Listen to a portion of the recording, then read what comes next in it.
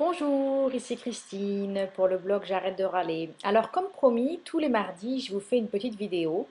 Et ce que j'aime bien faire ces dernières semaines, c'est reprendre des questions des lecteurs de ce blog. Alors je vous invite, vous lecteurs de ce blog, si vous avez des questions par rapport à ce challenge, à pas hésiter à les poster sur ce forum, sur ce blog. Et toutes les semaines, je choisirai une des questions et je vous ferai une réponse en vidéo. Donc aujourd'hui, je voudrais reprendre un commentaire de Elsa. Et Elsa me demande finalement, donc elle est très intéressée par ce challenge, et elle me demande si finalement râler, ça veut dire désapprouver. Donc en gros, si, quand on exprime un désaccord et qu'on exprime à quelqu'un qu'on n'est pas d'accord avec lui, est-ce qu'on est en train de râler? Ou est-ce que, au contraire, l'idée de ce challenge, c'est d'arrêter de désapprouver, c'est de ne pas exprimer son désaccord et d'être toujours à essayer de voir la vie en rose. Et donc, c'est une question qui est très importante. Donc, merci Elsa de l'avoir posée. Et donc, aujourd'hui, quand je dis, moi, quand je décide, moi, d'arrêter de râler, que ce soit bien clair, ça va être impossible pour moi d'y arriver si je ne trouve pas un moyen d'exprimer aux autres ce qui ne me convient pas.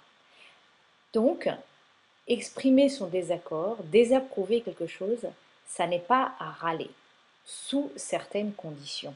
Si vous exprimez votre désaccord et que vous désapprouvez et que vous êtes vraiment en victime et que vous jugez l'autre, que vous lui dites vraiment, il y en a franchement marre, t'es jamais en train de faire ci et tu fais toujours ça, là vous êtes en train de râler, vous êtes en train de vous positionner en victime et vous êtes en train de juger et d'accuser l'autre.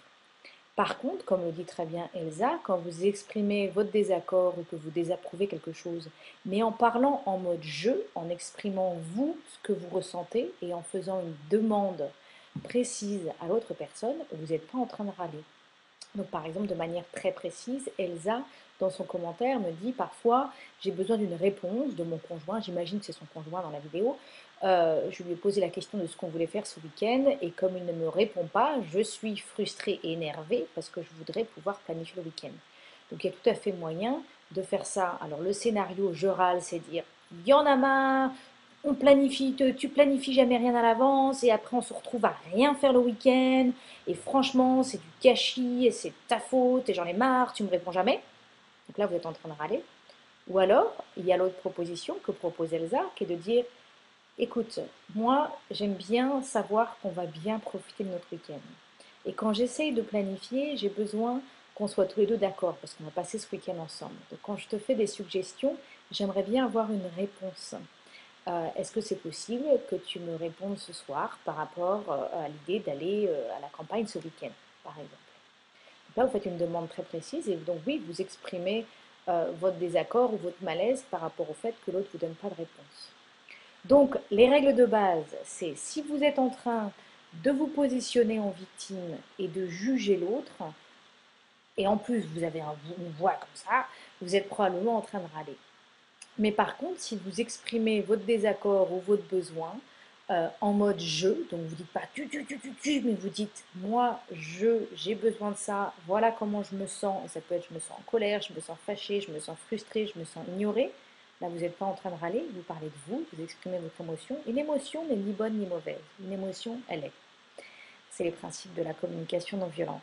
Donc quand vous parlez en mode jeu et que vous exprimez une émotion, et que vous êtes dans la communication et au dialogue et que vous faites une demande claire, sans jugement, sans agressivité, à votre interlocuteur, vous n'êtes pas en train de râler.